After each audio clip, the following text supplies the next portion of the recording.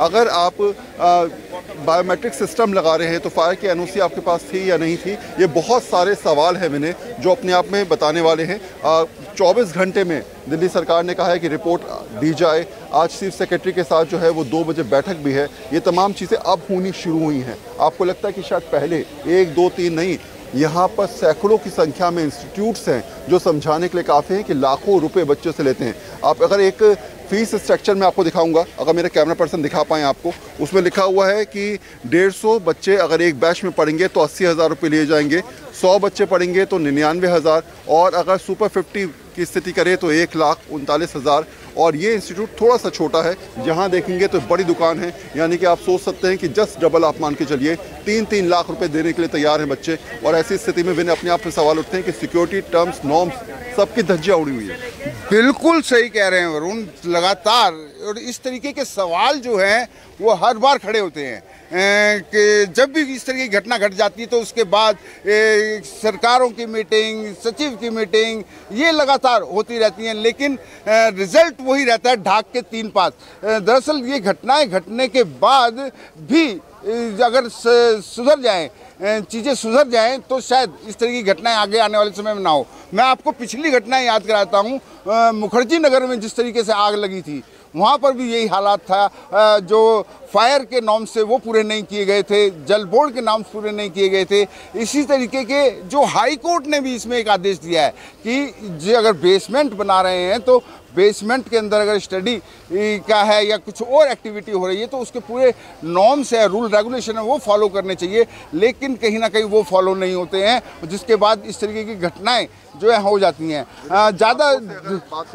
ज़्यादा दिनों की बात नहीं है कि जिस तरीके से अभी हाल फिलहाल में पिछले हफ्ते में एक स्टूडेंट, वो भी IAS की तैयारी कर रहा था, प्रीलिम्स उसने निकाल लिया था, और पटेल नगर में जब जल भरा हुआ था, बारिश हुई, पानी भरा हुआ था, वहाँ से वो निकल रहा था, उसकी भी मौत करंट की वजह से हो गई थी। तो बहुत दुखद घटनाएं हैं इस तरीके की। अगर मैं यहाँ पर बात करूँ, आप यहीं पर स्टूडेंट हैं? जी हाँ। क्या नाम है आपका? नवीन राय।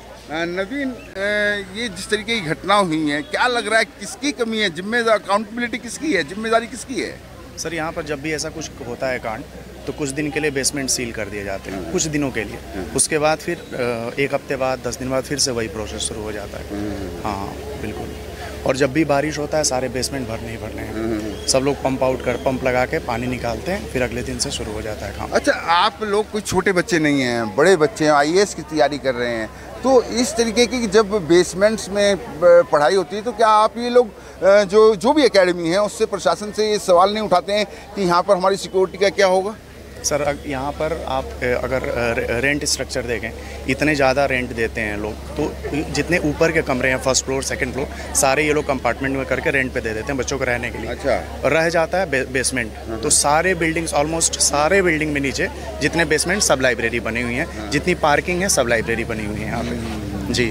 तो ये भी वाकई बहुत बड़ा सवाल है वरुण, कि जिस तरीके से ऊपर के जो फ्लोट है वो रेंट पर देके वहाँ से पैसा कमाया जाता है, पैसा बनाया जाता है, और जो बेसमेंट रह जाता है क्योंकि वहाँ सुरक्षा के पूरे इंतज़ाम भी नहीं है, वो नॉर्म्स को फॉलो ना करते हुए बना भी ले गए हैं। तो बच्चों का कहना है कि वहाँ पे तकरीबन जितने भी ये IAS एकेडमी है, जितने भी कोचिंग सेंटर्स यहाँ पर बने हुए हैं, हब है, पूसा रोड पर ये इलाका पूरा हब है, यहाँ पर हज़ारों लाखों बच्चे हर साल तैयारी करते हैं, तो वो उनको उसी बेसमेंट में जाना पड़ता है। लाइब्रेरी है, वहीं पर पढ़ाई जाती है। यहाँ केवल आप ओल्ड राजेंद्र नगर की स्थिति देख रहे हैं। इससे पहले आपको याद होगा मुखर्जी नगर में क्या था। अब जरा थोड़ा आगे आइए, आप देखेंगे तमाम आक्रोशित छात्र कहाँ पर प्रदर्शन कर रहे हैं। सामने की तरफ तस्वीर देखेंगे तो आप समझ पाएंगे इस समय मुखर्जी नगर के छात्र, ओल्ड राजेंद्र नगर के छात्र, करोल बाग में जितने छात्र पढ़ रहे हैं वो सब की सब यहाँ पर पहुँचने शुरू हो चुके हैं।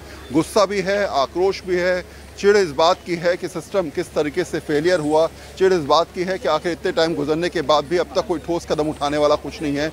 चिढ़ इस बात की भी है कि आखिर इतना टाइम गुजरने के बाद भी कोई ये बताने को तैयार नहीं हो रहा है कि ये जो पूरा मामला हुआ उसके पीछे कारण क्या था।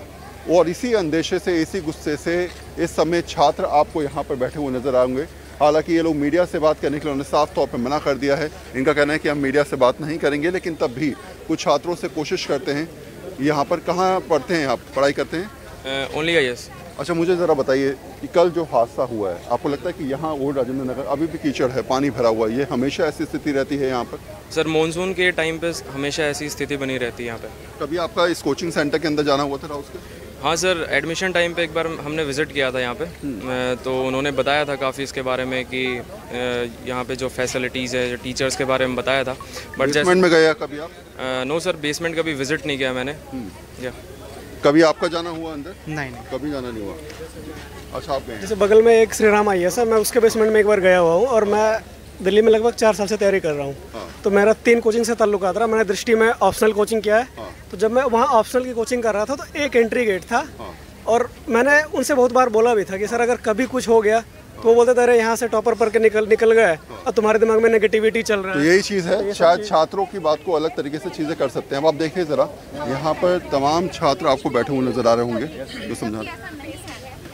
अगर मैं आपसे पूछूं कि ये स्थिति समझाने के लिए काफ़ी कि सिस्टम अपने आप में फेलियर होता नजर आ रहा है। देखिए, ये जो दुर्घटना हुआ है ये बहुत दुर्लभ हुआ है। ऐसी घटना नहीं होनी चाहिए इन नियर कोचिंग सेंटर।